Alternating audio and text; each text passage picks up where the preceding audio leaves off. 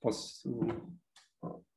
Boa tarde, pessoal. Hoje a gente tem o prazer aqui de receber o Rafael Corbi. Rafael é professor da FEA USP, ganhou o Haralamo Simeone de melhor artigo ano passado.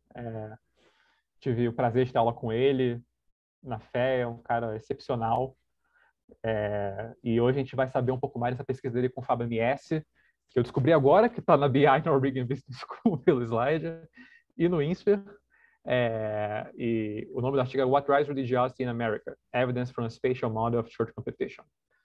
Perguntas, levantem a mão no Zoom ou escrevam. Eu prefiro que levantem a mão porque fica mais interativo, mas eu também posso ler se você for tímido ou não puder ligar o vídeo. Tá certo? Pode começar, Rafael. Legal. Bom, primeiro, obrigado aí, Rafael, meu xará literal, pelo convite. Prazer estar aqui nesse BS, super iniciativa aí que já está durando bastante tempo. Bom, esse artigo, eu queria falar um pouco dele. Ele é em coautoria com o Fábio Miesse, que está partindo aí para a Noruega em breve. Infelizmente não está aqui hoje, porque ele está cuidando da mudança, senão estaria. E ele, na verdade, faz parte de uma pequena agenda de pesquisa que eu comecei a pensar alguns anos atrás, quando cheguei na FEA, sobre religião no Brasil. É um tema... não tinha Bolsonaro ainda na época, né? Mas é um tema que estava óbvio, que estava ganhando importância, e, ao mesmo tempo, também nos Estados Unidos. É o segundo paper dessa pequena agenda. Eu já tive também um aluno que acho que foi mais ou menos contemporâneo com o Bruce lá, o Bruno Komatsu, que fez também um paper muito bacana de rádio e igrejas pentecostais no Brasil. Então, foi uma pequena agenda aí que a gente está desenvolvendo agora com um pé em I.O., com a vinda do Fábio. Então, o primeiro paper, como o Bruce falou, trata um pouco de competição no Brasil, das igrejas no Brasil, mas é um modelo um pouco mais complexo, que estuda a dinâmica da competição, e aqui vai ser um modelo um pouco mais estático para os Estados Unidos, mas que tem demanda também, e tem coisas, acho que talvez mais interessantes desse ponto de vista. Então, o que eu... Ok. Então, sempre toco o telefone com esse seminário, né? Vou desligar o telefone. Então, vamos lá. Eu vou começar falando, como a gente está no Brasil, eu vou começar, ao contrário do outro paper, né? Não preciso dar muito contexto. Aqui eu vou dar um pouquinho mais de contexto. Então, eu vou começar falando de fatos de religiosidade nos Estados Unidos, tá? Antes de falar o que a gente faz e o que o modelo faz, né? Porque a gente vai tentar entender um pouco esses fatos usando um modelo de competição espacial.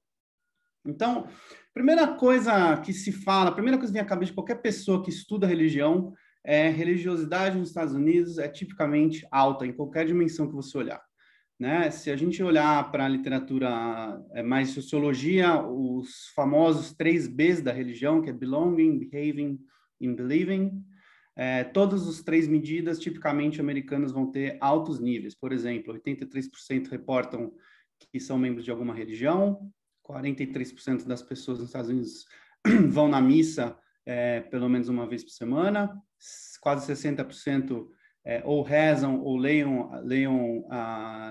as escrituras, né, Bíblia, no caso cristão, uma vez por semana, e também possuem crenças fortes. 80% está absolutamente seguro que existe um Deus, 60% que existe paraíso ou céu, né? 49% inferno. Eu acho interessante essa estatística. Mais gente acredita no céu do que no inferno. 52% de vida após a morte.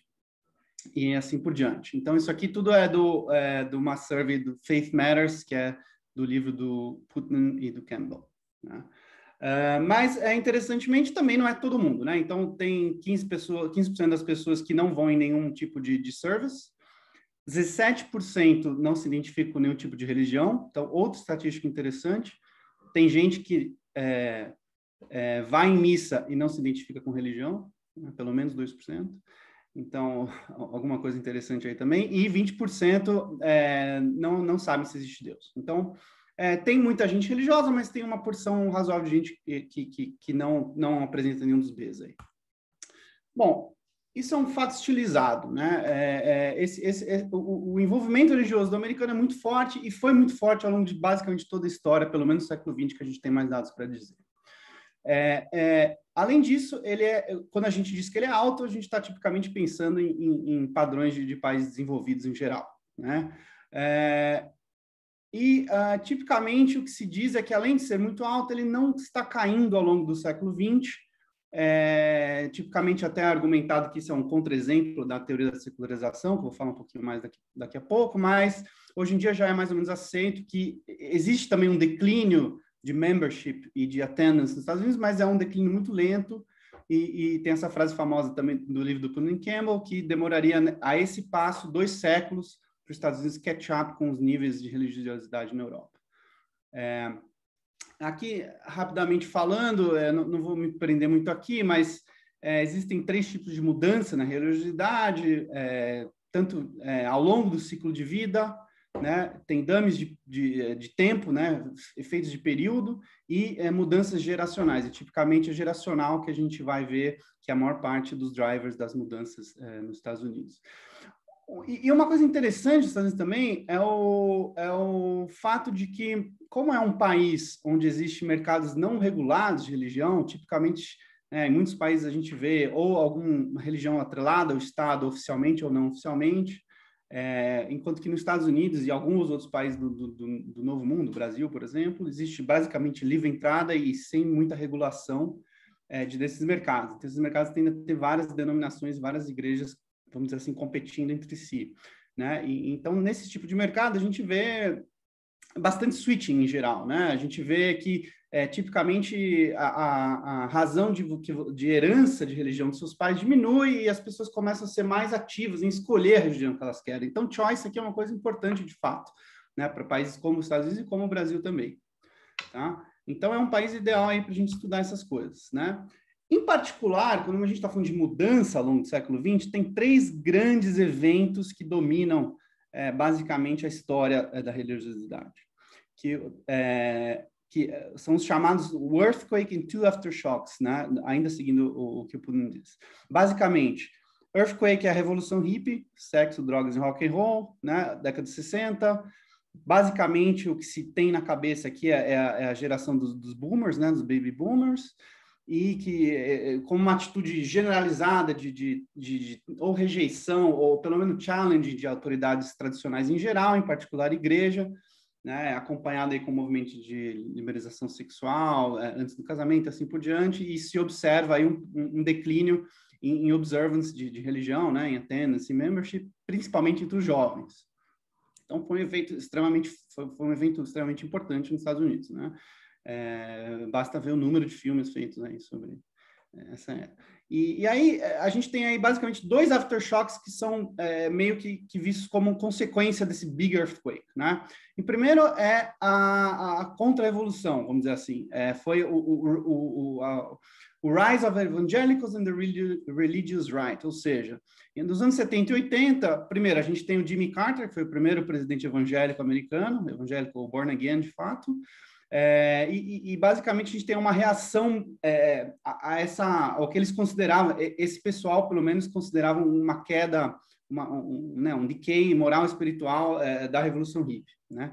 Então o que a gente vê é uma guinada para a direita de parte da população. Também estamos falando de jovens, tipicamente são os que drive aí, essas mudanças, e principalmente os jovens educados, que é interessante. E aí a gente tem uma recuperação nesses observance levels em particular.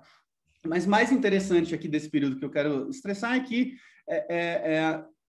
essa mudança, esse shift para a direita se revela basicamente um aumento do membership nas diversas denominações evangélicas e uma queda dos protestantes considerados mainline, que aqui no Brasil chama de protestantes históricos, né? E além disso, existe um alinhamento muito mais claro do que existia entre religião e política. Então, basicamente, a gente está falando da direita religiosa, que surgiu, esse termo surgiu nessa época, e basicamente esses caras mais conservadores se alinharam com o Partido Republicano, e o Partido Republicano virou o partido da direita religiosa, né? E por fim, uma reação a esse primeiro aftershock é o segundo aftershock, que é o famoso surgimento da geração secular, ou seja, geração sem religião, né? O Rise of the Nuns é outro jeito que se diz muito nos Estados Unidos, que foi uma reação clara à entrada pesada dessa religiosidade, da política conservadora desse Aftershock 1. Então, tem esses 3 grandes eventos aí que a gente vai tentar, de certo modo, capturar com o nosso modelo. Por fim, ainda dando ênfase aqui à questão política, como existiu esse alinhamento claro nas últimas décadas nos Estados Unidos entre religiosidade e ideologia política, o que a gente viu é que esse alinhamento do lado, primeiro, Partido Republicano, que basicamente deu formato às suas plataformas para, basicamente, atrair esses conservadores da direita americana, e quanto que aí, como reação, basicamente, o Partido Democrata, né, começou a virar o seu foco para os liberais e mais seculares, tipicamente alinhados com movimentos pró-aborto e posições mais gay-friendly, né? Então, o que a gente está colocando aqui é que a ideologia política se torna a grande dimensão que as igrejas também estão competindo depois desses grandes movimentos nos Estados Unidos. Então, a diferenciação de produto, eu já estou adiantando aqui o modelo, vai ser basicamente nessa dimensão de ideologia política. Então, vamos falar brevemente do que a literatura faz e o que a gente está tentando fazer.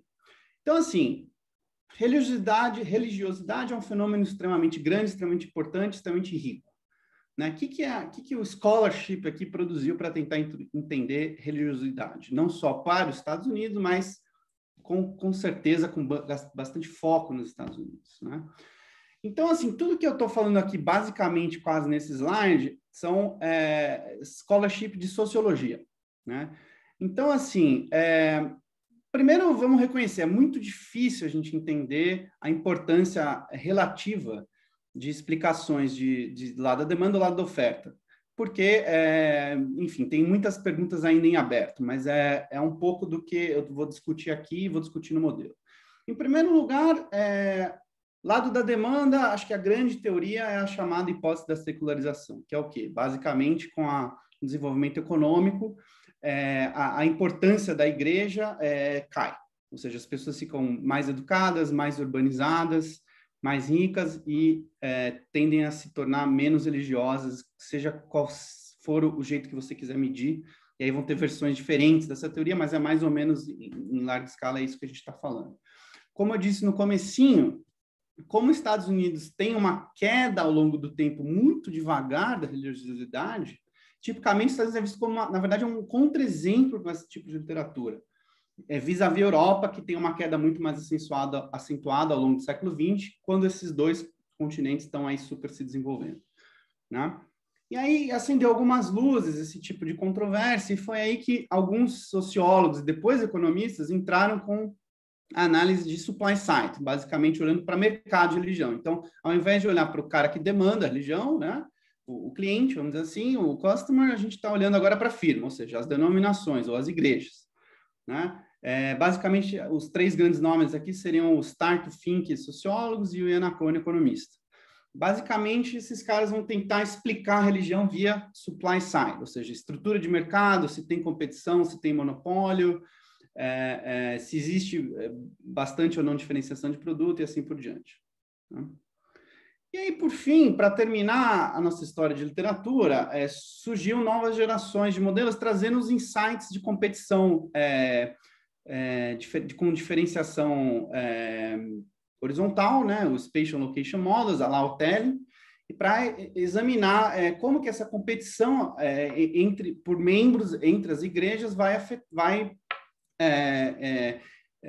determinar a religião, no fundo, né? E o interessante desses modelos é que, tipicamente, é possível incorporar a heterogeneidade da demanda, via diferenciação e diferença em algum tipo de taste, né? E a diferenciação do lado do produto, do supplier, né? A igreja que se posiciona nessa linha, né? Tipicamente, esses modelos vão trabalhar com a dimensão de religious strictness, que é quanto que uma igreja pede de conformidade dentro dos seus membros, enquanto que a gente aqui, como eu estava falando, a gente vai trabalhar numa linha um pouco mais de political ideology, onde a competição ocorre, mas a ideia, pelo menos o insight do modelo é o mesmo. Basicamente, aqui os modelos, a gente está falando de contribuições teóricas, tá? Para capturar fatos estilizados desses mercados ou fazer pontos particulares. E, então, é aqui que entra a nossa grande contribuição. O que a gente vai fazer to the best of our knowledge, não é assim que a gente fala, estimar um Spatial Model Religious Market Competition, né? Então, a gente vai pegar alguns insights desses modelos, vai desenvolver um modelo um pouco maior e vai tentar estimar esse modelo que vai incluir tanto fatores de demanda, então a gente vai lá aqui por efeito de secularização, diferenciação de produto e demographics vão ter algum papel aqui, e por outro lado a gente também vai ter fatores do lado da oferta, então a gente vai ter orientação ideológica da igreja, que não necessariamente é a posição dela na linha, tá? A gente vai chamar isso aqui de prophetic orientation, a gente vai também olhar para a competição estratégica, regulação de entrada e competição secular. Tudo isso a gente vai, de alguma maneira ou de outra, capturar nesse modelo. E a gente vai usar esse modelo, por fim, para mostrar que, espero convencê-los de que, primeiro, competição na dimensão de ideologia política de fato importa. Essa vai ser a primeira coisa. Então, o parâmetro vai ser importante e os contrafactuais vão mostrar que, de fato, ele quantitativamente é relevante. A gente vai tentar entender o que de fato determina as posições ideológicas da igreja nessa linha de Hotelling, né, de diferenciação de produtos, se são motivos lá profit maximization, tipicamente o que a gente tem na cabeça, ou se existe alguma coisa mais supply determined, ou seja, a orientação de fato da igreja que as igrejas que impacta aonde de fato período a período as igrejas vão se posicionar. Aí, usando os resultados do modelo, a gente vai interpretar esses três grandes eventos, o earthquake e os two aftershocks, de uma maneira razoavelmente simples, usando simplesmente o que a gente observou na mudança da ideologia ao longo do tempo da população americana. E, por fim, a gente vai discutir só um pouquinho de impacto de anti-regulation e qual que é a importância para explicar a religiosidade nos Estados Unidos. Ok. Se tiver alguma questão aqui, basicamente é isso que a gente faz. E aí agora eu vou começar o modelo. Então a gente vai ter uns 4 slides aí de equações. Senão eu já vou seguir. Bom, muito bem. Então vamos para o que interessa. O modelo ele é relativamente simples, então eu consigo, acho que, falar em 4, 5 slides as equações, mas eu vou demorar um pouquinho para deixar todo mundo chegar aqui no mesmo ponto. Tá? Então, primeiro, a gente começa escrevendo um modelo de demanda por igreja. Né? Então, essa equação aí é o quê? É a utilidade que o indivíduo obtém no período T, então, o indivíduo I no período T, ao escolher a igreja J. E vão ter várias igrejas J. Então, o primeiro termo aí, o somatório em K, são K características observadas dos indivíduos. Então, pensa aqui que a gente tem dados de survey, então microdados, então a gente observa K característica dos indivíduos e essas características vão ter aí os coeficientes beta-JK, ou seja, o beta-K de cada uma das características varia para cada igreja J. Então, é um modelo bem flexível. Então, o impacto de, por exemplo, educação, se aumenta ou não a utilidade para escolher a igreja 1, pode ter um impacto diferente na igreja 2 e assim por diante. Ok? Rafael. Segundo termo, gama, que é um parâmetro, multiplicando aí delta JT menos delta I T ao quadrado. O que é isso? É a distância que a sua ideologia, que é delta IT, está do delta JT, que é a ideologia da igreja. Então, quanto mais longe você está, como isso está elevado ao quadrado, vai ser um número sempre positivo, e o gama é quanto que você ganha ou perde de estar longe da igreja. Obviamente, o gama, na nossa cabeça, é um número positivo, e a gente vai estimar, e de fato, ele é um número positivo significante. Então, esse é o termo que captura a diferenciação de produto, tá certo? Aí a gente tem mais dois termos, que a gente tem aí o XI, né? O XI JT, que é o Unobserved Time Varying Church Specific Effect, ou seja, é um efeito igreja-tempo. Pensa que é uma dummy igreja-tempo, basicamente é isso. E o que é interessante aqui é o seguinte, notem, eu tenho uma dummy igreja-tempo, ou seja, a minha utilidade de cada igreja média está variando no tempo. E cada igreja pode variar de maneira diferente. Então, o que é interessante aqui? Primeiro, a utilidade relativa de cada igreja pode mudar ao longo do tempo, média, mas mais importante, pensa que, como varia ao longo do tempo, todas podem estar subindo ou descendo. Isso vai dizer o quê? Isso captura, basicamente, de uma forma reduzida, competição secular, né? Vamos supor que abriu, né, tipicamente a gente tem na igreja entertainment perto de todas as igrejas. Então, as pessoas param de ir na igreja e começam a ir no cinema ou no shopping, né? Tem essa literatura que mostra das Blue Laws, por exemplo. Então, no paper do Hungerman e Gruber. E aí, então, aqui a gente permite esse tipo de competição. Por fim, a gente tem aí um termo de erro de taste shocks, que são IID, across IJT, e são distribuídos Extreme Value Type 1, então a gente vai conseguir tirar as formulinhas de market share bonitinhos. Por fim, J igual a 0 vai representar outside option, então se você não escolher nenhuma religião, você escolhe J igual a 0, que é não membro. Tá, Rafael. Acho que tem uma mãozinha aqui, né, Tem, Gustavo? o Gustavo Gonzaga. Pode perguntar, Gustavo. E aí, Rafael, tudo bem? Tudo bem, Bruce? Eu estou aqui na PUC, estou meio precário, aí não vou nem conseguir abrir aqui não estou escutando ninguém. O meu vídeo, vou ter que sair daqui a pouco. Eu acho que eu tinha que ter feito a pergunta um pouquinho antes de você começar a apresentar um modelo. Seguir, então. Você está ouvindo? Rafael, você está ouvindo a gente? Eu estou te ouvindo. Rafael, não estou te ouvindo. Tá. Não está me ouvindo? Então tá bom. Está me ouvindo, Rafael? Eu não estou... Corby, está ouvindo alguém? Ok, eu não estou ouvindo nada. Tá. Então deixa. Vocês estão me ouvindo? Pergunta por escrito. Gustavo, pergunta por escrito. Eu boto por escrito aqui. Valeu, gente. Ok. Bom, será que deu problema aqui no meu... Vocês estão me ouvindo agora? Estão ouvindo? Porque eu não tô... Tá, então beleza, vou continuar. Bom, então, Então, quando o indivíduo maximizar a utilidade, a utilidade que a gente viu no slide anterior, como os erros têm aquela distribuição que a gente falou, a gente consegue simplesmente agregar, a gente consegue o quê? Calcular o SIJT, que é o quê? A probabilidade que o indivíduo vai escolher cada uma das igrejas, como função dos ΔJs, né? ΔJ, então, é o quê? A posição da igreja, né? E vai ser a fórmula tradicional de qualquer modelo de escolha discreta, que é o exponencial da utilidade dessa escolha em cima, sobre 1 mais o somatório das exponenciais das utilidades. Nada novo aqui, né? Então, essa é o quê? A probabilidade de um indivíduo escolher, tá certo? Então, se a gente agregar, somar essa probabilidade de todo mundo e dividir pelo número de indivíduos, a gente vai ter o quê? O market share de cada igreja, tá certo? Então, ao agregar, a gente vai ter aqui o SJT. Bom, ok.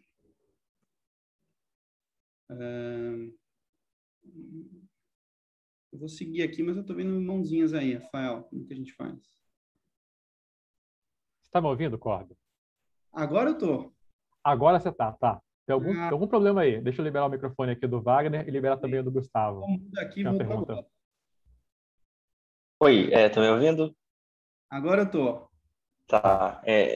Não, tudo bem, Rafael. Eu queria fazer uma pergunta bem rápida sobre essa função de utilidade, porque sobre essa questão do que a igreja, do que deriva utilidade a partir do consumo da igreja, porque a gente pode pensar nessa coisa dos bens de clube, né? E assim, a igreja pode oferecer toda uma rede de acompanhamento ou até mesmo de contatos para essas pessoas que vão além propriamente dos bens espirituais ou mesmo da ideologia, que estão mais explícitas nessa equação. Então, como é que esse modelo talvez incorporaria essa ideia de que as pessoas procuram a igreja ou demandam a igreja por outros fatores, né? Por fatores que estão associados à ideia de pertencer a um grupo e a tirar certas vantagens desse pertencimento a esse grupo, ou mesmo até vantagens de contatos, conseguir um emprego ou enfim, ter acesso a algum tipo de bem específico que só aquelas pessoas têm acesso, algo do tipo.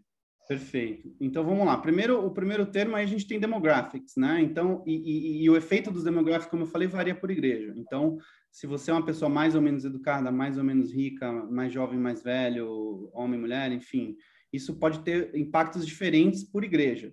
Então, vai ter igreja que é bom para arrumar emprego? É uma coisa que você propôs aí? Pode ser. E isso vai ser capturado, se eu tenho mais ou menos educação, eu posso ter mais ou menos probabilidade de estar interessado em emprego. Raça é uma coisa importante, particularmente nos Estados Unidos, né? Nos Estados Unidos existe o fenômeno dos black churches, que são basicamente igrejas de negros, né? Então, aí o que vai entrar? Uma dame de negro interagida com uma dame de igreja negra vai ser um super estimado, um valor altíssimo, né? Porque os negros tipicamente vão se agregar nas mesmas denominações e assim por diante, tá? O termo de ideologia captura basicamente que você quer estar em um grupo que pensa como você, pelo menos no espectro político, que é o que a gente vê que a literatura diz, tá? E respondendo ainda sobre a questão de club goods, tipicamente, ao invés de usar political ideology, usar religious strictness como a dimensão de diferenciação, é justificado, dá para a gente usar um modelo assim de maximização e mostrar que o club goods colapsa para uma diferenciação nessa dimensão, tá? Então, a única diferença aqui, a gente usa exatamente a mesma diferenciação horizontal, a única diferença é que a gente está olhando para a dimensão política, não de strictness.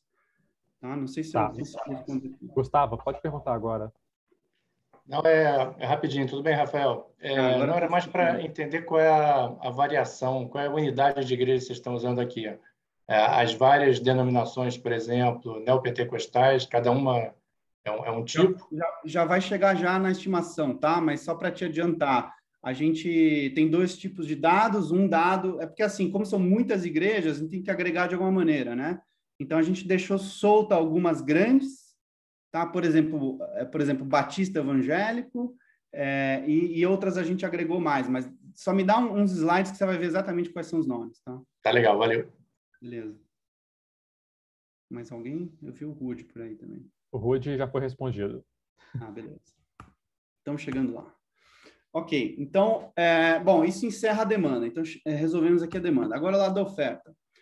Então, a igreja J vai agora escolher a posição dela na linha, tá certo? Então, ela vai escolher como? Maximizando uma função de payoff, onde tem basicamente 2 termos, é bem simples isso daqui. Primeiro termo, né, delta J SJT vezes NT, o que é isso? Então, SJT é a demanda do slide anterior, então é o market share da igreja, N é o número de pessoas, então SN é o número de fiéis, basicamente, que eu vou ter, delta J é um benefício marginal que eu ganho se eu aumentar o meu market share, tá certo? Então, é o peso desse primeiro, é um parâmetro que dá peso para esse primeiro parâmetro aí, que vamos chamar de Profit Maximizing Reason, né? E o segundo termo é um custo que a igreja tem de desviar de um ideal ideological type, que a gente vai chamar de prophetic orientation. Então, a igreja tem lá uma dimensão, né, que ela, vamos supor, que foi definida pelos fundadores da igreja, né? E é o true type da igreja. Então, ela pode desviar um pouquinho para tentar ganhar mais fiéis, porém, quanto mais ela desvia, ela sofre alguma perda. E essa perda aí é capturada pelo PSI, que é o custo não pecuniário aí, né, de desviar desse tipo, tá certo? Esse é o lado da oferta. E aí a igreja vai escolher, então, ΔT, tirando a condição de primeira ordem, e aí, basicamente, tirando a primeira derivada, a gente consegue escrever essa equaçãozinha, que basicamente é o custo marginal igual ao benefício marginal de aumentar uma unidade ΔJT. Então, se vocês olharem do lado esquerdo do igual, a gente tem ali o custo marginal, né? Então, ou seja, quanto você mais se distancia do 1000 JT, mais você aumenta o custo, e do outro lado, mais o benefício, porque está aumentando o teu market share. Basicamente é isso. E aí, se a gente rearranjar os termos, a gente consegue uma equação que pin down o ΔJT. Claro, uma equação não linear, mas ele pin down, e aí, a partir dessa equação, a gente vai ter um vetor de deltas JT estrela, que vão resolver essas equações de primeira ordem para todas as igrejas. Certo? Até aqui, posso seguir aqui? Alguém tem alguma pergunta? Senão a gente vai para a estimação. Rude. Fala, Rafael. Muito bom finalmente te assistir apresentando o paper. Eu queria voltar só um ponto que eu não entendi a sua resposta com relação ao Club Goods, como que vocês resolvem isso? Porque o argumento via as características demográficas, né, é um argumento mais meio que para resolver cuja oportunidade. Uhum. Club Goods me parece um pouquinho mais complicado, mas parece bem importante pela literatura para explicar fenômenos como tipo seitas, né, ou igrejas mais que exigem mais, né, do social. Então, a partir do momento que ela exige mais, você para entrar no clube, você se esforça mais e pode se beneficiar mais pelos bens e serviços prestados pelo clube. Então, como você falou de colapsar alguma coisa, eu meio que viajei. Entendi, mas isso eu diria que é bem importante, tá? Principalmente se a gente for explicar os carismáticos, tal, essas coisas. Sim. Bom, vamos lá. Eu vou tentar dar a minha resposta aqui. Acho que até uma discussão maior que você é um cara que com certeza pode ajudar a gente. Se a gente olhar, por exemplo, a literatura, os modelos do McBride, que são dos caras pioneiros aí dessa literatura, o que ele tipicamente vai escrever uma utilidade muito parecida com essa, e aí a única diferença é que a dimensão que ele trabalha ele chama de religious strictness, não de religion, não de political ideology, mas é uma diferenciação igualzinha, né? E aí ele mostra que dá para microfundamentar esse tipo de função que está escrito aqui a partir de um modelo de Club Goods. É isso que eu quis dizer aquela hora. Então, eu consigo chegar nessa utilidade a partir de um modelo de Club Goods. Ele fala que essa é a grande coisa interessante, né? O que é diferente aqui? Então, eu não vou alegar que eu estou com um modelo de Club Goods aqui. Então, é uma coisa a ser discutida. O meu ponto eu concordo com você que Club Goods é importante para explicar tipicamente seitas, né? Religiões mais extremas, onde a diferenciação de fato ocorre via essa dimensão de strictness. Aqui, o que a gente está alegando olha, a dimensão política é que basicamente a grande dimensão que a gente vê as igrejas alinhadas hoje. Se você plotar o market share, o voto democrata republicano por denominação nos Estados Unidos, você vê uma linha basicamente igual à ideologia das pessoas. Então, o meu ponto é o seguinte, as igrejas basicamente se alinharam depois daqueles two aftershocks em grupos de ideologia, extrema-direita, meio e extrema-esquerda. E é o que a gente vai ver aqui nos dados que vão dizer para a gente. Então, assim, a minha resposta para você se a gente chamar isso de religious strictness, que é o que tipicamente a literatura faz, é microfundamentado equivalente a um Club Goods model, né? Mas aqui não é o que a gente está fazendo. A gente está usando exatamente a mesma forma funcional, porém eu estou chamando isso de ideologia política. Então, é como se fosse uma competição em uma outra dimensão que aparentemente é importante e que os dados estão dizendo que claramente é relevante, porque o gama é super negativo e significante. Se não fosse uma dimensão importante, eu acho que não sairia nos dados. E eu acho que a literatura mostra que exige esse claro alinhamento. Essa é a minha resposta. Não, beleza. Acho que, de repente, antes, no paper, não sei que eu não cheguei a ler, mas, de repente, antes de entrar no modelo, vale a pena justificar o porquê dessas coisas e falar quais são essas igrejas que estão competindo no contexto de vocês, né? É protestante tradicional contra católico ou vai entrar, né, em detalhes, né, carismáticos, Assembleia de Deus que está crescendo lá, etc. e tal. Porque se o crescimento vier dessas denominações mais, né, mais estritas com relação a isso, o Club Goods, de repente, pode fazer alguma diferença. Mas se tiver certinho, orientar bem o leitor com relação a isso, aí fica mais fácil. Né? A única dificuldade é não sei como medir strictness, né? Qual a medida empírica disso? Existe alguma coisa? Não. Enfim, tem esse service que fala, né? Quantas vezes vai na igreja e tal, crenças, atitudes e tal, mas não, em tese não. Em tese é uma coisa bem de cluster, né? Sim. Postais, né? Acho que vamos, etc. Vamos para os dados, aí a gente já vê, você também, Gustavo, já vê quais são os grupos. Bom, basicamente a gente está usando 2 datasets. Basicamente hoje eu vou estar falando dos resultados baseados no CES, que é a Cooperative Congressional Election Study, que é para quem não conhece, é uma survey gigante, interessante, nos Estados Unidos, mais recente, começou em 2006. A gente está falando de mais ou menos 40, 50 mil pessoas por ano, representativa da população em geral, que é organizada pela YouGov, que é uma empresa inglesa, porém com parceria com várias universidades americanas. E ela é muito interessante porque ela tem uma dimensão enorme na cross-section e permite a gente identificar de maneira um pouco mais fina igrejas. Porém, não tem um time series muito grande. Enquanto que a GSS, que eu não vou falar muito hoje, mas ela vai entrar mais no paper para frente, tem uma série de tempo muito maior, porém com uma dimensão cross-section menor e os grupos de igrejas são mais agregados. Luan. Rafael, tá a pergunta aqui do Luan.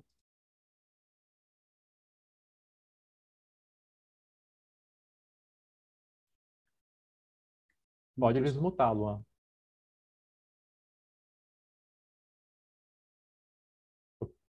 Ele não desmutou ainda. Tá aberto. Quando ele desmutar, ele pergunta. Tá bom. Então, eu vou seguir aqui um pouquinho com a estimação. A estimação basicamente segue um procedimento em 2 passos, simplesmente pelo seguinte motivo. Por um lado, os delta ITs, que são os tipos dos indivíduos, são observados. É uma pergunta da survey. Opa, apareceu aí. Desculpa, acabou travando aqui a internet. Boa tarde, Rafael. Gostei bastante da apresentação até aqui, muito interessante.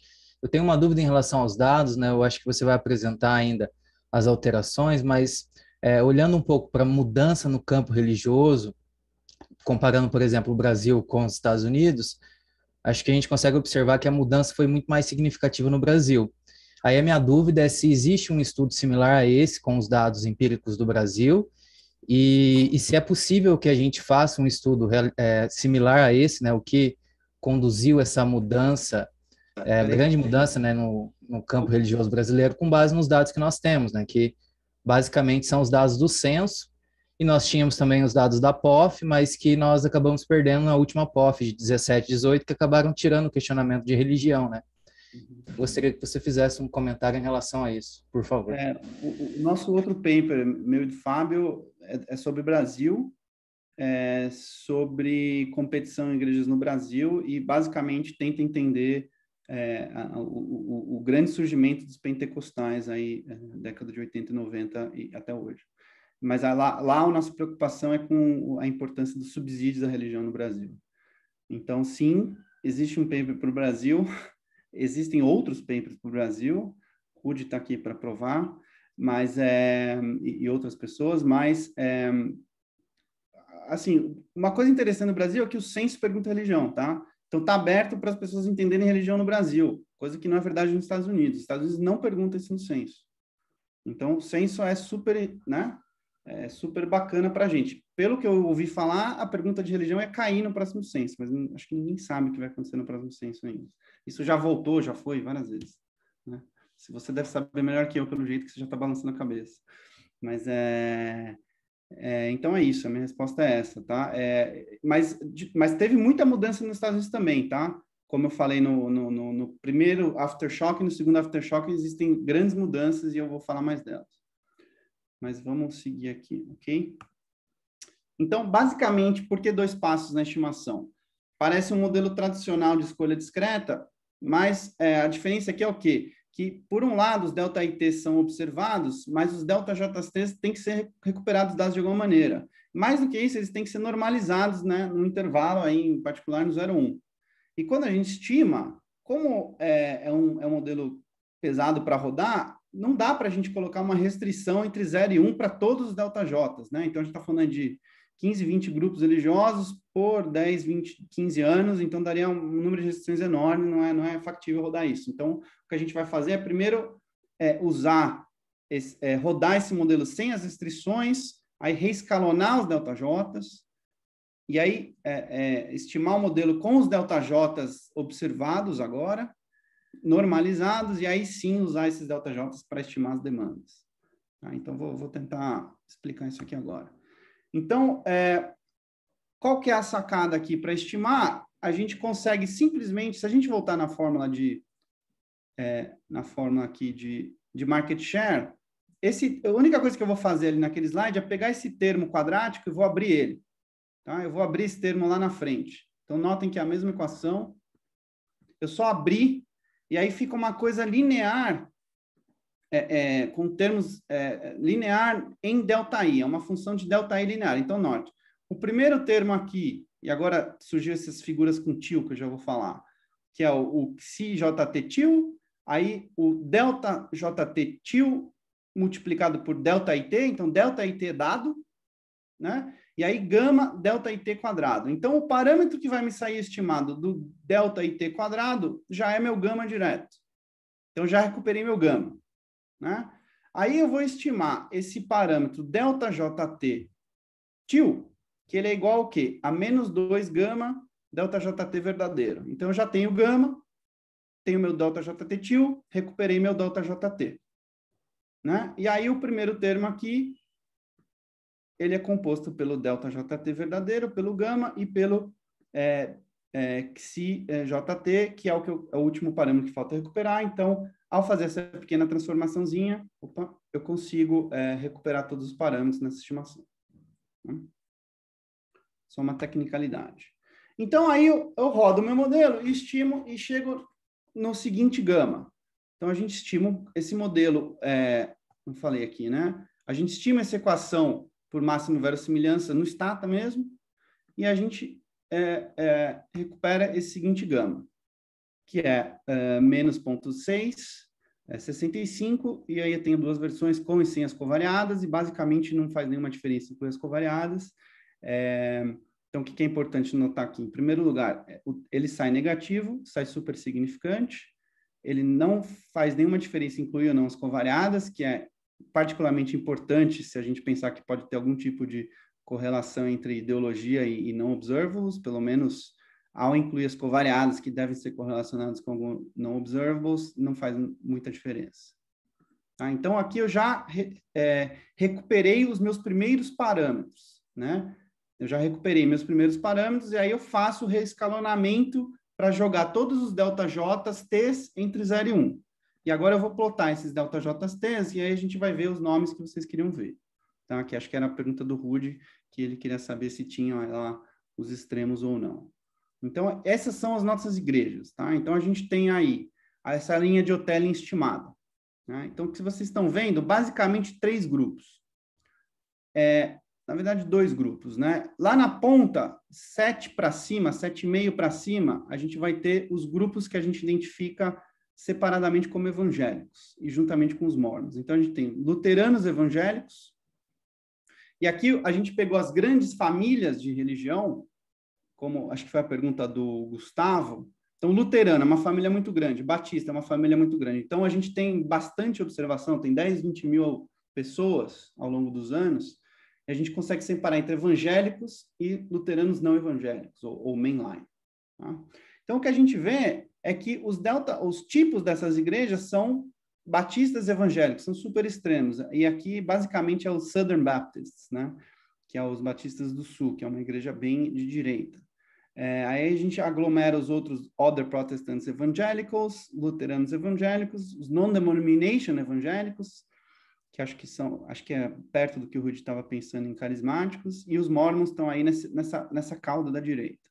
Aí ali no meio a gente tem basicamente os mainline e os católicos. Então a gente tem metodista mainline, batista mainline, luterano mainline e os católicos aí no meio. E aí ali para baixo a gente tem outros protestantes mainline um pouco mais de esquerda, os episcopais e os judeus ali mais na cauda da esquerda. Então a gente povoa mais ou menos a linha do Hotelling dessa maneira. Acho que aqui, não sei se tem alguma pergunta. Então, o que é isso, tá? Tem uma pergunta aqui, Rafael. O Edinaldo perguntou se os presbiterianos não são um grupo grande, eles não aparecem para você. Não eram grandes o suficiente, eles vão estar dentro de Other Protestant Men. É aí que estão os presbiterianos. Eles são mais para a esquerda da dimensão. Isso aqui é tudo escolha, né, gente? Quanto que a gente quer agregar, mas também, quanto mais você desagregar, é um pouco pior para a estimação e também tem um curse of dimensionality meio grande aqui. Não dá para ter muitos grupos também. Ok? Agora eu vou falar algumas coisas interessantes. Em primeiro lugar, o que são esses histogramas aqui? Olha que sai para a gente. Aqui eu estou plotando as barrinhas azuis é o histograma dos ΔJTs estimados, a ideologia da igreja, e as barrinhas, não sei que cor é essa aí, marronzinha, são das médias da ideologia, a ideologia do cara médio de cada igreja. Então, o que salta aos olhos aí é o seguinte: a dispersão da ideologia das igrejas é muito maior que dos indivíduos. Essa é a primeira coisa. Ou seja, o indivíduo médio de uma igreja, ele está sempre ali entre 0,35 e 0,75. Né? Um pouquinho, a média dessas distribuições é um pouco mais para a direita do que o meio. E outra coisa, essa é a primeira nota. A segunda nota é que tem uma cauda relativamente grande para o lado esquerdo, para o lado direito. Então, na média, a gente vai ver isso nos dados, as igrejas estão um pouco mais para a direita do que o centro e tem uma cauda bem importante do lado direito, enquanto que do lado esquerdo ele é mais despovoado de denominações, vamos dizer assim. Ok? Então, assim, recapitulando o que a gente falou. Em primeiro lugar, para aí a gente entrar nos contrafactuais. Em primeiro lugar, as estimativas dos gamas são todas negativas e significantes, robusta a inclusão de covariadas. Então, isso vai dizer o quê? Que sim, que é relevante a dimensão do political spectrum. 2, estimativas do ΔJT são positivos e significantes, todos, a 1%, para todas as combinações de igreja Ana. Então, a gente consegue identificar muito bem essas variações e a diferenciação entre as denominações. Os ΔJs estimados são basicamente constantes com o que a gente tem na cabeça, o que a literatura diz. Então, judeus e mainlines de linhas mais liberais tipicamente vão estar à esquerda, os mormons e as denominações evangélicas em geral vão estar à direita, e católicos no centro, junto com os protestantes mainline. Ok? Além disso, a gente acabou de ver, a dispersão dos ΔJTs é muito maior do que a dispersão dos ΔITs, ou seja, a dispersão das igrejas é maior que dos indivíduos, e tem uma certa massa desses ΔJTs à direita, indicando que, tipicamente, a ideologia das igrejas, na média, é mais conservadora do que a ideologia dos indivíduos médios. Né? E, por fim, eu não vou mostrar aqui, mas se a gente rodar todas essas coisas com a DSS, eu tenho que modificar um pouco os grupos que eu estou estimando, porque a DSS permite menos grupos, por ter menos observações, mas, basicamente, as conclusões são as mesmas. Então, é robusta aí, pelo menos, a 2 bases de dados. Ok? Mais uma mãozinha. O Sérgio tem a pergunta aqui. Sérgio. Desculpe, a pergunta pode ser simples, mas essa conclusão que você chegou de que a dispersão entre os indivíduos é muito menor do que a dispersão entre as igrejas, não é um resultado esperado da lei dos grandes números? Quero dizer, se eu tenho um grande número de pessoas, vai ser mais normal ali, enfim, se eu tenho poucas observações, vai ser, acho que, mais disperso. Estou enganado ou é um resultado do seu modelo? Pode ser. Eu achei a diferença bem grande, mas acho que talvez esteja dando importância demais a isso. Eu acho que mais importante do que isso é o fato de ter uma distribuição não tão simétrica. Eu acho que é isso que eu vou dar mais destaque. Tem mais igreja do que gente do lado direito. E tem menos igreja do lado esquerdo. Eu acho que esse é o grande ponto que eu queria chamar a atenção. Mas talvez você esteja certo, por causa de ter bounds aí, né? Ok, perfeito, ponto. Talvez eu vou até anotar aqui, que eu tenho que reformular um pouquinho o jeito de... Perfeito. Obrigado. Ok. Então, como eu disse, ao normalizar os ΔJs, eu plugo eles de volta no modelo agora como dados e reestimo o modelo de novo para ter agora os parâmetros de acordo com agora os ΔJs normalizados, e então eu só estou fazendo, no fundo, um reescalonamento de todos os parâmetros. Então, os gamas, de fato, estimados agora, no segundo estágio, que eu vou usar para fazer os contrafactuais, agora eu tenho um gama aí da linha de mais ou menos 3. E, de novo, não importa se eu incluo ou não incluo covariates, tanto no primeiro quanto no segundo estágio, não faz a mínima diferença para as estimativas do gama. Ok? Então, isso encerra a estimação. Então, eu tenho já um modelo estimado. Tá? O que a gente faz de exercício de contrafactual aqui para ser interessante? Então, a gente quer entender aí a importância de fatores de demanda e oferta na religiosidade. Em primeiro lugar, a gente vai tentar... Hoje eu vou falar de 4 análises de contrafactual, nem todas concluídas, mas já tem algum cheiro, pelo menos, em algumas delas. Basicamente, eu vou falar de Demand Side Factors. Primeiro, como que as preferências ideológicas da sociedade afetam os níveis de religiosidade, né? Ou seja, qual que é o tamanho do mercado ou o tamanho do outside option quando a gente coloca gama igual a 0? Então, vamos supor que as pessoas, de repente, param de se importar com ideologia política dentro das igrejas. Então, ninguém se importa mais com ideologia. Então, isso aqui vai responder, será que ideologia é uma dimensão de fato importante, sim ou não? Né? Segunda contrafactual, a gente vai olhar... Na verdade, não vai ser um contrafactual ainda bem feito, mas a gente vai tentar interpretar o que eu falei, que eram aqueles 3 grandes eventos, em particular os 2 aftershocks. Então, a gente vai basicamente olhar para mudanças na distribuição da ideologia e ver se isso são o driving force dessas grandes mudanças, que primeiro foi um aumento de evangélicos e uma queda de mainline no Aftershock 1, e no Aftershock 2 foi o Rise of the Nuns, foi um aumento da outside option grande, que a gente observou. Isso são o que eu chamo de Demand Side Factors e os Supply Side Factors. Primeiro, a gente vai olhar se os ΔJTs escolhidos pelas igrejas estimados são consistentes com Profit Maximization, ou seja, será que aquele segundo termo da oferta, que eu, na verdade, não estimei, né? Ele importa ou não? Ou será que basicamente os ΔJT seriam os que são se as igrejas só se importassem com demanda, né? E a gente vai ver que não, tá? Eles são diferentes. E, por fim, a gente vai fazer algum exercício de impor um monopólio do mercado, como se só existisse uma igreja nos Estados Unidos, e ver o que acontece com o tamanho do mercado também. Tá? Agora eu vou fazer os 4 aí nos 20 minutos que faltam. Então, vamos entrar no primeiro. Aqui já está o resultado. Então, lembrando que era o primeiro, será que ideologia de fato importa ou não? Então, vamos lá. Data, modelo e contrafactual, gama igual a 0. Então, as denominações que a gente viu lá no gráfico. Na coluna A, a gente tem os dados. Então, aqui é só as médias do market share de cada uma dessas igrejas. Coluna B, a gente tem o market share previsto pelo modelo. Então, vocês estão vendo que A e B são colunas muito parecidas, a gente pin down razoavelmente bem, acho que para basicamente todas aqui as denominações que a gente coloca no modelo.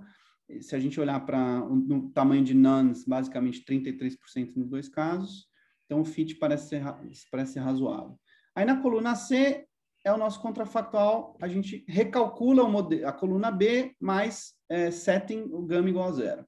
E o que a gente vê é que, em primeiro lugar, os nuns caem de 33 para 25. Com certeza teria que ser uma queda, né? Porque, basicamente, não tem punição para você estar longe da tua igreja, né? Então, como o efeito é sempre para o mesmo lado, a gente teria que observar uma queda dos nuns, né? Então, agora se torna não importante o posicionamento ideológico da igreja para a demanda. E mais interessante que isso, e também é intuitivo, né? O que a gente vê é que os caras que realmente ganham são os caras extremos, basicamente os evangélicos. Então, se a gente vê ali, Other Protestant evangélicos ganham 9 pontos percentuais, Non-Denomination evangélicos ganham 9 pontos percentuais,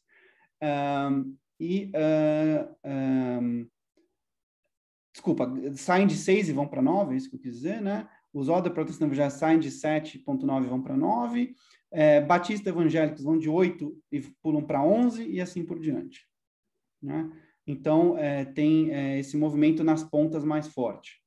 É isso. E o judeu pula de 2,6 para 3. E aí, se a gente tirar a diferença aí, basicamente é isso que eu estava falando, né? Os grandes saltos são Batista, Non-Denomination Evangelical e Other Protestants Evangelical. São os caras que, de fato, estão ganhando. Ok? Então, a resposta é a seguinte. O Nons, que acho que é a melhor medida aí, diminui 8 pontos percentuais, que é basicamente 1/4 do tamanho original dele. Então, 1/4 do tamanho do Nons pode ser explicado aí por diferenças, produtos diferenciados na dimensão de política. Ok? Alguma pergunta aqui? Ok. Muito bem.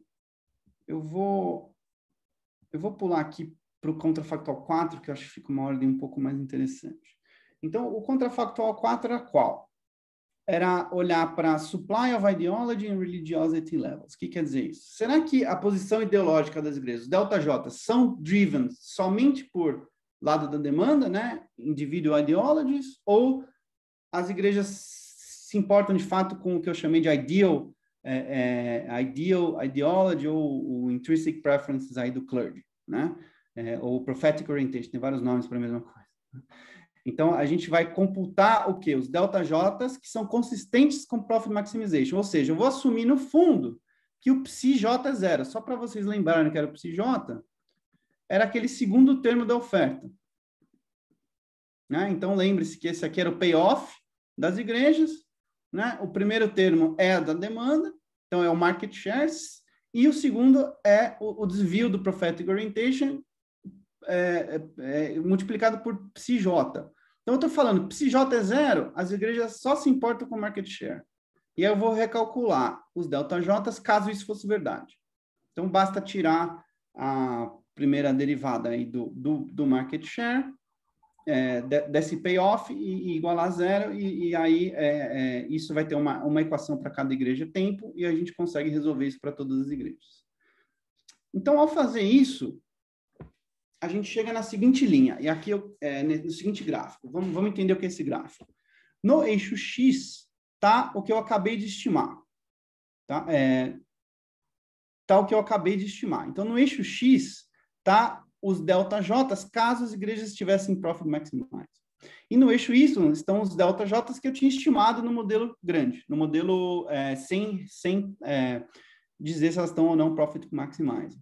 Né? E o que a gente vê é que, se eles fossem idênticos, estariam todos na linha de 45 graus, e não é o que a gente vê. Né? Então, tem aí uma dispersão muito menor do que a gente vê na prática.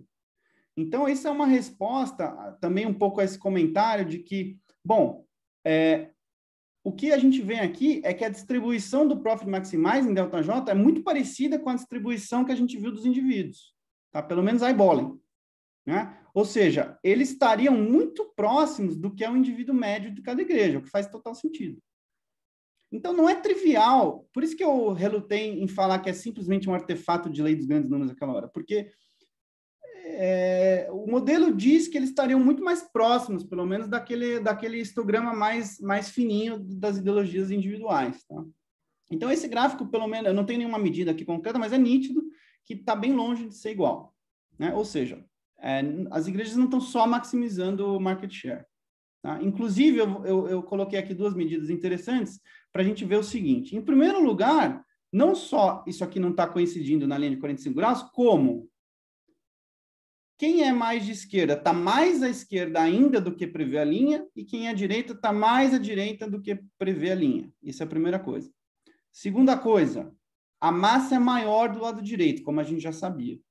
Tá? Então, se a gente rodar uma regressão do ΔJ Profit Maximizing com o ΔJ estimado, por ano, a gente vai ver que ele está sistematicamente acima do que um do outro. Então, o Profit Max, o ΔJ estimado está sempre 1.1, 1.2, né, 10 a 20% maior do que o ΔJ de Profit Maximization, todos os anos, exceto em 2008. Então, tipicamente, a gente vai estar um pouco mais, todo mundo um pouco mais à direita do que deveria estar se fosse Profit Maximizing. Essa é a primeira statement. O segundo statement é, se a gente fizer não por ano, mas por denominação, a gente vê o que eu tinha falado. Então, quem está à direita tá mais à direita do que prevê ainda o Profit Maximization. E quem está à esquerda está mais ainda à esquerda do que estaria se tivesse só Profit Maximize. Então, são dois statements diferentes, né? Então, tem uma certa polarização, vamos dizer assim, nessas linhas de political ideology. Ok? Então, para encerrar esse assunto do Counterfactual 4, então a gente calculou os ΔJs Profit Maximizing, né? E quero ver agora, quais são as consequências, né? Qual seriam os market shares caso as igrejas tivessem somente Profit Maximizing? Então, a gente vai recomputar os market shares imputando esses ΔJs novos, que são Profit Maximizing. E a gente chega nessa seguinte tabela. Então, na coluna A, de novo, são os observados, são os dados do modelo, né? Tal qual a gente começou.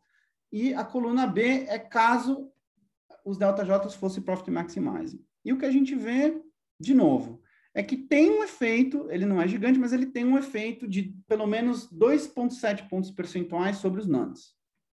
Ou seja, as igrejas estão perdendo aí, na média, 2,7 pontos percentuais para a população para o outside option. Né? Para o outside option. E, de novo, os caras extremos seriam os caras que mais teriam a ganhar se eles fossem para o meio. Tá? Faz sentido. Ok? Então, é isso aqui que o Profit Maximization está dizendo para a gente. Ok? Vamos lá. E agora, acho que talvez a parte que eu mais goste aqui. Retomando, né? A gente falou que teve o earthquake e os 2 aftershocks ao longo do século XX nos Estados Unidos. E eu falei que a gente entende o primeiro aftershock como o surgimento dos evangélicos, o aumento, né? O inchamento dos evangélicos, a diminuição do meio protestante e um shift claro ideológico para a direita de parte da população, em particular a população jovem educada. O segundo aftershock é uma reação a esse primeiro, que entraram na política, e foi um shift de parte também da população para a esquerda. Então, se a gente colocar os dois juntos, a gente está falando de um movimento de polarização ao longo do tempo, né? Uma galera foi para a direita, uma galera foi para a esquerda e o meio achatou. Né? Estamos falando só de ideologia por enquanto. E se a gente pegar, agora sim, agora é a razão da gente usar a DSS, a gente ainda não rodou direitos contrafactuais, a gente só está olhando aqui para um plot de dados, o que a gente vê aqui se a gente comparar o começo do período que a gente tem, que é 74, e olhar para 86, que seria mais ou menos o final do primeiro aftershock, por aí, a gente vê o quê? Que tem uma diminuição ali, uma fuga mais ou menos da esquerda e um shift to the right. Então, se vocês olharem ali entre 0,6 e 0,9, a gente tem um aumento de ideologia da direita na população americana. Né? E aí, se a gente expandir isso para incluir o segundo aftershock, o que a gente vai ver agora comparando o início do período, né, até o final do período. Então, agora tem o aftershock 1 e 2 nesse gráfico. E aí, o que eu quero chamar a atenção de vocês se vocês olharem para as barrinhas do meio, todas elas estão diminuindo. Então, o vermelhinho lá em cima e o azulzinho embaixo. Todas elas estão diminuindo. Então, você tem um achatamento do meio e você tem uma expansão das pontas. Então, os caras ali com delta I 0, que são os caras de esquerda, super aumentam. E você tem um aumento de massa ali nas últimas duas barrinhas da direita. Então, você tem um shift claro do meio para as pontas.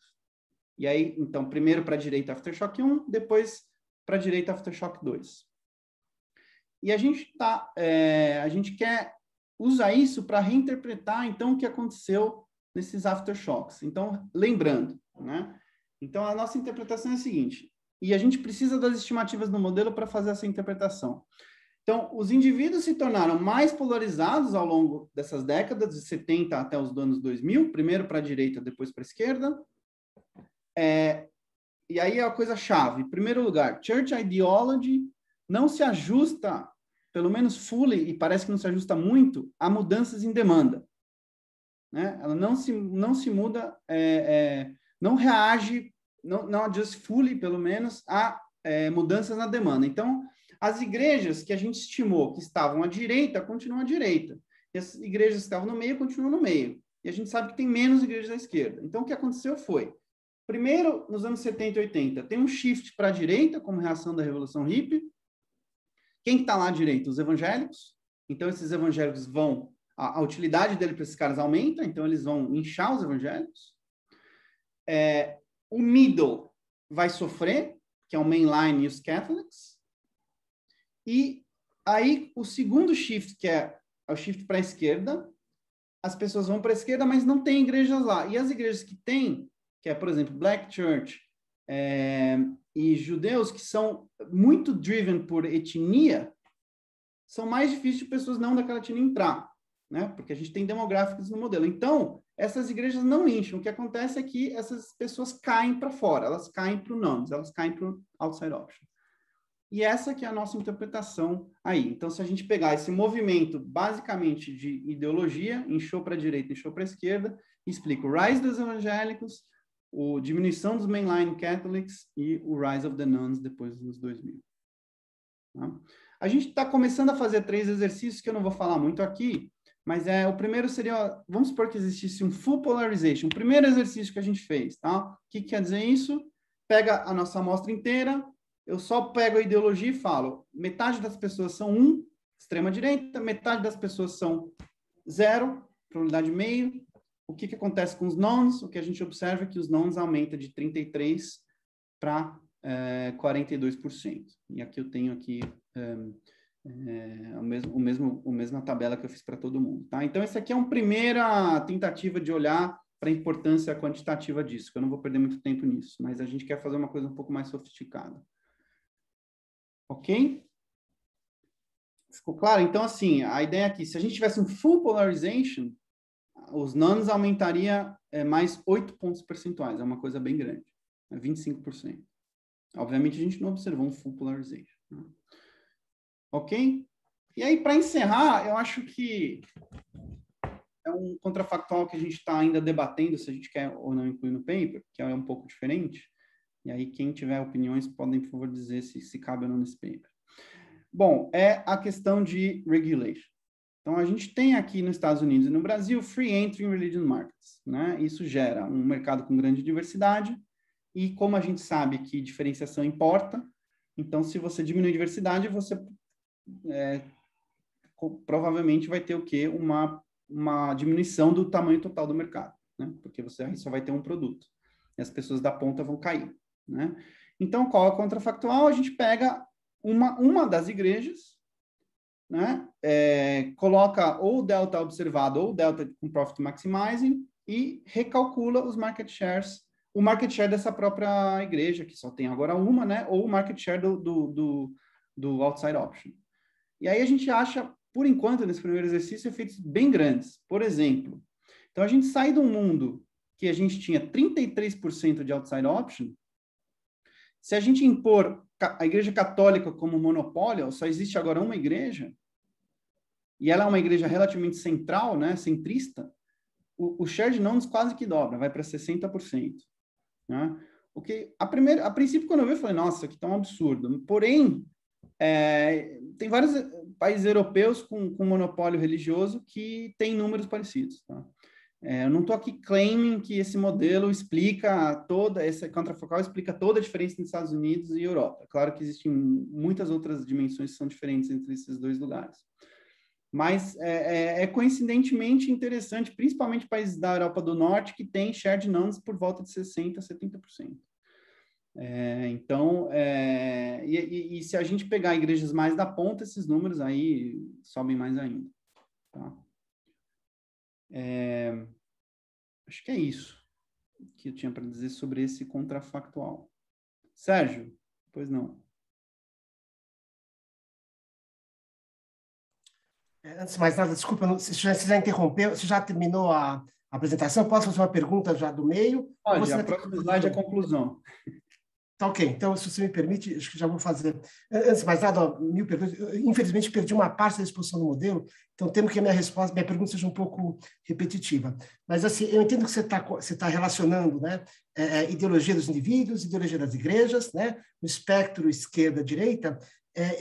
Você chegou a analisar também dispersão entre os grupos, intra cada grupo religioso e também entre cada religião propriamente dita. Quero dizer, sei lá, a religião católica no Brasil tem de esquerda a direita. Eu acho que tem uma dispersão grande. É claro, tem os grupos religiosos neopentecostais que são, obviamente, mais concentrados, digamos, à direita. Então, assim, você entendeu a minha pergunta, né? A dispersão dentro de cada grupo e dentro de cada igreja. Né? Sim, perfeito. A resposta não olhei para isso, é super interessante. Acho que já até anotei aqui, é uma coisa interessante para a gente ver. A única coisa que tem aqui feita é que, como eu falei ali, não dentro de cada igreja, mas dentro de cada, pelo menos, família, vamos chamar assim, por exemplo, luterano, a gente consegue separar entre evangélico e não evangélico. Então, claramente ali tem uma diferença enorme, né? Mas mais fino que isso, e olhando para microdado por grupo, a gente ainda não olhou, mas perfeito, é uma coisa que a gente vai fazer sim. Obrigado aí pela sugestão. Rafael, acho que parte para a conclusão agora, que tem o Lucas Varvar que quer fazer uma pergunta e o Nathan Kane também quer fazer. Depois você concluir, eu já... Só concluir, então, acho que eu vou bater aqui no tempo exato, fenômeno, primeira vez. Então, assim, o que eu quis dizer aqui para vocês a religiosidade está é um tema extremamente interessante, ainda understudied pelos economistas, na minha opinião, mais studied pelos sociólogos. Acho que, até voltando a duas perguntas que a gente teve aí, tem muito espaço para paper fazendo coisas parecidas para o Brasil. A gente começa pelos Estados Unidos porque a literatura vai dar mais, acho, importância nesse primeiro momento. É um primeiro movimento de estimar esses modelos de competição espacial, pelo menos a gente acha que e que inclui aí tanto fatores de oferta e demanda. Então, a gente basicamente consegue mostrar que competição na dimensão ideologia parece de fato importar, primeiro porque o gama é significante, segundo porque o contrafactual mostra que os shares mudam bastante. Em segundo lugar, os posicionamentos escolhidos pelas igrejas parecem ser driven, pelo menos parcialmente, por prophetic orientation, não somente por profit maximizing reasons, o que é bem interessante, isso não é trivial de a gente ver. Ou seja, isso quer dizer também que a competição basicamente acontece na entrada. Então, uma vez que as igrejas definem onde elas estão, elas não se mexem muito. Além disso, a gente acha que a gente consegue, pelo menos a princípio, já deu um sabor aqui de uma interpretação interessante desses movimentos de earthquake to aftershocks, que a gente acredita que ainda precisa sofisticar um pouco a parte contrafactual, mas basicamente mostrar que a combinação do fato que houve essa polarização ideológica no primeiro e no segundo aftershock, combinado com o fato da ideologia ser resistente a fatores de demanda e ter uma cauda maior para a direita, explica esses movimentos. Então, as pessoas vão para a direita, viram evangélicas, as pessoas vão para a esquerda, viram nones. E isso acontece mais ou menos nos tempos que deveriam ter acontecido mesmo. E, por fim, a gente estuda um pouquinho da importância de regulação de entrada e basicamente, a importância de ter ou não um monopólio ou state religion no nível de religiosidade dos Estados Unidos, aí no caso. É isso, gente. Obrigado. E vamos continuar com as perguntas. Valeu, Corbe. Liberar aqui o microfone do Lucas, depois do Eitan.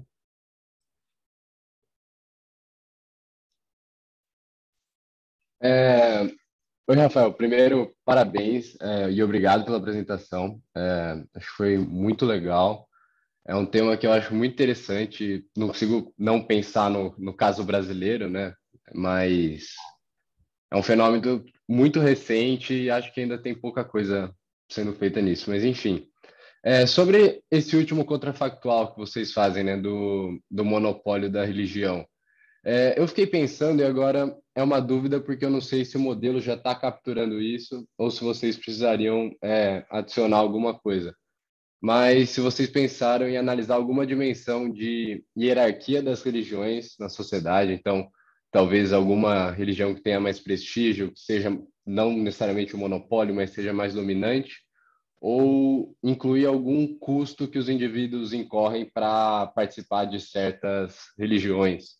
Pode ser relacionado a um preconceito da sociedade, que vai afetar depois preconceito no mercado de trabalho, nas relações sociais, enfim, algo desse tipo. acho que algumas coisas que você falou, sim, outras não estão aí no modelo, né? Em relação à hierarquia de religiões de maior ou menor status, eu não sei muito bem como a gente poderia pensar nisso, né? Eu acho que se você está olhando o mercado como um todo, né, a gente está interessado nos shares. Então, quem está ali dentro é menos importante, de certo modo. O que quer dizer status? Status vai ser uma religião que tem indivíduos com mais high status, low status, não sei. O que é importante, que a gente sabe que é importante, é raça, como eu já tinha falado. Então, com certeza, se eu colocar ali um monopólio onde só existe uma igreja negra nos Estados Unidos, o share de não vai para 90%, porque basicamente brancos não vão nessas igrejas, né? Então, assim, nesse certo sentido, sim, tem algum espaço para dimensão racial, e se você quiser chamar de preconceito, eu não sei se é a melhor palavra aqui no caso, mas talvez segregação seja a palavra correta, né? Tem a famosa palavra, frase, acho que é do Martin Luther King, ele fala que domingo de manhã é a hora mais segregada dos Estados Unidos, que ele está se referindo às missas, né? Então, exatamente no fenômeno das igrejas brancas e negras, tá? Então, isso está sim no modelo, porque a utilidade depende não só da minha dummy de raça, como a minha dummy de raça, que vai ser diferente, o valor dela vai ser diferente para cada igreja. Então, ela pode ser positiva numa, negativa na outra. Acho que é isso. Mas, assim, voltando ao que você falou, não dá para parar de pensar no Brasil, eu concordo. Mas, não coincidentemente, voltando a fazer propaganda, a gente já tem um paper sobre o Brasil, olha questões um pouco diferentes, olha a dinâmica da competição e a importância dos subsídios.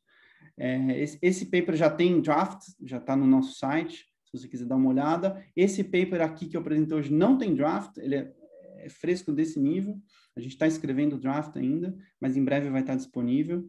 E concordo com você, é um tópico no Brasil super pouco estudado por economistas, mais estudado por sociólogos, assim como é verdade nos Estados Unidos também.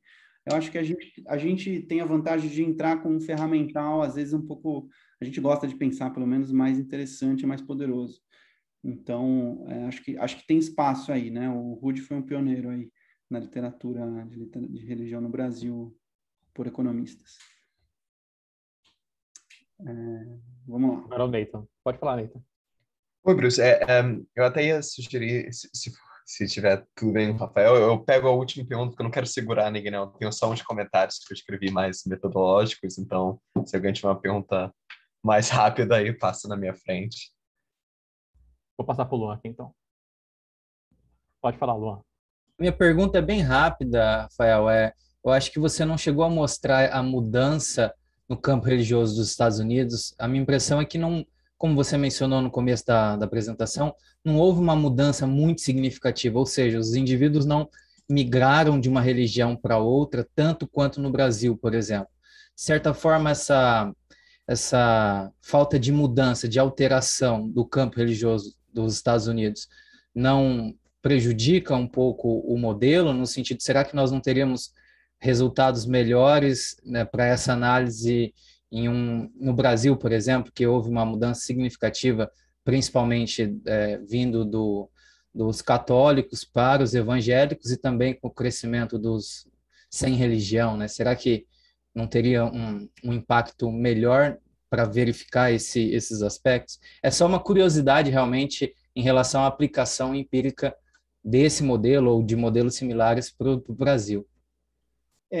Eu só não concordo 100% com a tua colocação. Eu acho que nos Estados Unidos houve um movimento mais ou menos parecido com o que houve aqui, um pouco menos dramático, porque lá não existia uma denominação dominante como no Brasil, que era católica. Mas se você considerar os mainline Protestants, que eram o grande grupo que dominava os Estados Unidos, eles quase cortaram pela metade aí nas últimas décadas, uma coisa parecida que vem acontecendo aqui com os católicos. A fuga lá foi parte para evangélico e parte para nuns, que é uma coisa parecida aqui. Aqui é quase tudo para evangélico, mas os nuns estão subindo também.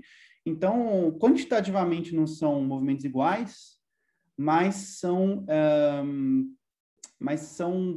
para a mesma direção, um aumento de denominações mais conservadoras, um esvaziamento do meio, que aqui, obviamente, católico está tudo, né? Mas vamos pensar que católico está no meio, e da esquerda estariam os nuns, né? São mais ou menos um movimento parecido. Eu não sei se a explicação que a gente propõe aqui, que é via essa polarização ideológica, seria a mesma para o Brasil. Isso é um ótimo paper a ser escrito. Seria talvez uma continuação desse caminho que a gente está tentando aqui abrir. Tá? Acho que é mais ou menos isso aí. Beleza? Sérgio, pode perguntar. Peço perdão por estar abusando, é uma pergunta que eu ia deixar para a leitura do draft, mas como você falou que não tem draft, eu infelizmente tenho que fazer a questão. Então, eu perdi uma parte da exposição do modelo. Me explica como é que você classificou as igrejas do espectro político conforme essa orientação profética. Eu não consigo imaginar como encaixar os judeus, os católicos, enfim, essas religiões talvez mais tradicionais nesse espectro. Como é que você fez para localizar isso aí? Os indivíduos que eu consigo entender, as igrejas não. Por favor. Acho que faltou ser um pouquinho claro. Então, assim, essa oferta que a gente propõe aqui, na verdade, a gente não está estimando essa equação, tá? Ela é uma equação simplesmente que diz assim, deixa eu chegar nela aqui. Só lembrando qual é o payoff da igreja, né? Ela tem dois termos, né? Uma parte que é o Profit Maximizing Reason, né? E outra que é o profético, né? A gente não está estimando isso aqui, a gente fez uma coisa um pouquinho diferente, para mostrar que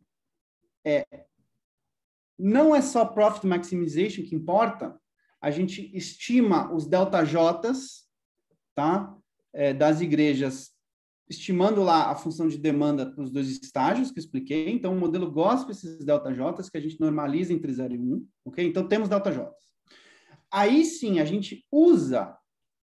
Então, dropa esse segundo termo, tá? Vamos supor que não existisse prophetic orientation, ok? Aí, sim, a gente consegue estimar a equação de primeira ordem, tá? Onde é que está isso? Cadê o... A gente consegue... Eu tinha algum slide. Aqui.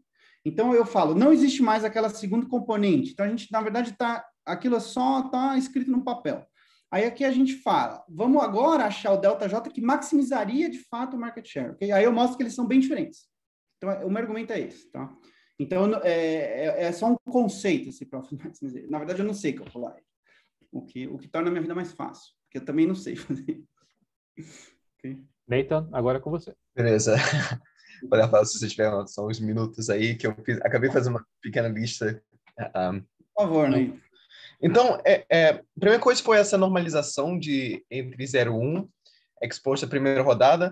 Para ser sincero, eu não sei se eu entendi muito bem, porque quando você não normaliza os deltas, você pega um gama de menos 0,65, aí você reestima, aí você normaliza os deltas, reestima o gama aparece como menos 3. Mas o que eu não peguei muito bem foi o seguinte, porque tem duas opções nessa normalização. Ou essa normalização não importa, né? A gente só está rescaling, mudando todos os parâmetros, ou ela importa. Se ela não importa no primeiro estágio, me parece que o modelo não identificado em scale no primeiro estágio e tem correlações, tem não linearidades, que diria que o que você está capturando na primeira vez que você estima não é necessariamente a versão escalonada da segunda vez. O que eu estou dizendo aqui não é só o caso que você vai reescalonar todos os deltas por 3 ou por, que seriam uns 3,5, uma coisa assim. Os deltas e os gamas são escalonados pela mesma forma quando você estima da segunda vez. Então, isso me sugeriria que, na verdade, da primeira vez que você estima sem nada, não é suficiente só reescalonar os deltas. Você teria que... Eu imagino que se você colocasse o gama estimado menos 3 de novo e retirasse os deltas, provavelmente eles não teriam entre 0 e 1 ou não seriam os mesmos da primeira vez. Então, não tem garantia que... Entendi. Então, não tem necessariamente convergência, tipo um EM algorithm, né? Testei os primeiros parâmetros. Eu entendi o seu ponto. Se eu entendi, você quer dizer assim, faz ao contrário, pega os gamas e os outros parâmetros finais, finge que agora você não tem delta e reestima os dados. Vê se eles ficam em 0 e 1, é isso que você está falando? Por exemplo, eu estou dizendo que não me é óbvio que o problema de identificação do primeiro estágio é somente por causa da escala dos deltas, de estar entre 0 e 1. Tem várias não linearidades, então, se você está estimando, não basta só, sem as restrições, não tem garantia que ex-post se garantiriam que só seria 0 e 1. Caso não linearidade, eu não me lembro se está fazendo só maximum likelihood ou não, mas tem restrições, etc.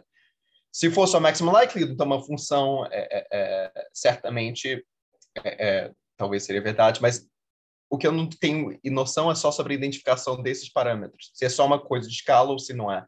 E aí, se você ficar interagindo isso, vai dar uma convergência diferente. Entendi. Mas aí, para responder essa tua pergunta, ou eu tenho que colocar só um estágio com restrições, que eu acho que numericamente é inviável, ou Vou te falar que isso é relacionado. O problema de identificação isso, para mim, eu já tenho que pensar muito nesses problemas que tem de estimação de policy positions, né? E o que o teu modelo tem que não está no modelo de escolha discreta tradicional é uma não linearidade nesse delta quadrado, nesse parâmetro que não é observável. Tipicamente, pelo que eu entendo, as funções de valor indireta em modelos de I/O são monotônicas, e por isso você pode inverter o que você observa do market shares para recuperar o delta. Aqui tem dois lados, né? Tem duas soluções na quadrática. A gente pode estar equidistante do teu bliss point para o lado direito e para o lado esquerdo. Então, essa inversão não me é óbvia que existe, me parece que tem vários candidatos à solução. E aí, quando você estima da primeira vez, você está escolhendo um, mas se você escalonasse e impusesse outros deltas, você poderia estar chegando no outro. Mas eu posso escrever com mais calma. Só no meu, por exemplo, nos modelos de BLP tem problemas de múltiplos equilíbrios e tal, mas a gente está deixando isso ao lado. Essas não linearidades não me é trivial que só normalizar, exposure entre 0 e 1 resolve. Mas vale a pena pensar mais. A segunda coisa que eu tinha só apontado, se estiver no slide 33, uma das conclusões que você tira de menos 3, menos 2 pontos percentuais.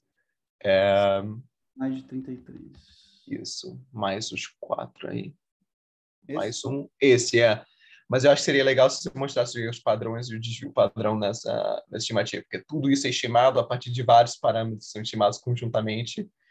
E, enfim, 33 para 31, não sei se isso me é tão óbvio, dado que as conclusões que você tá tirando daí.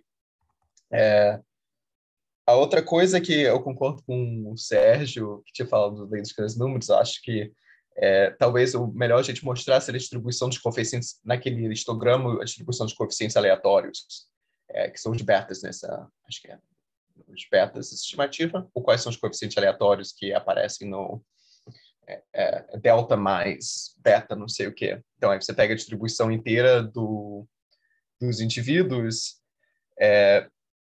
em vez de só a média de onde ficam. Eu não entendi. Você pode repetir o ponto? Não, então tinha o histograma das preferências individuais e preferências das igrejas. Sim, isso. Eu acho que o Sérgio está correto, porque um está mostrando a ideologia só o ponto da igreja, o outro está mostrando uma média através de milhares de pessoas. É uma média não ponderada dos indivíduos, é só isso.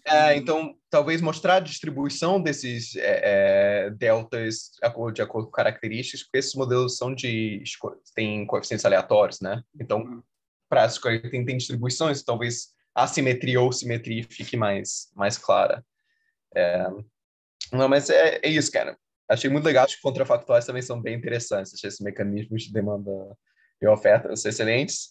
E aí o resto era só pensar de múltiplas soluções ou estimando, porque eu acho que muitas literaturas de OI passa meio direto sobre os problemas de múltiplas soluções e só assume que tem um equilíbrio nos dados, esse mesmo equilíbrio que existe no contrafactual.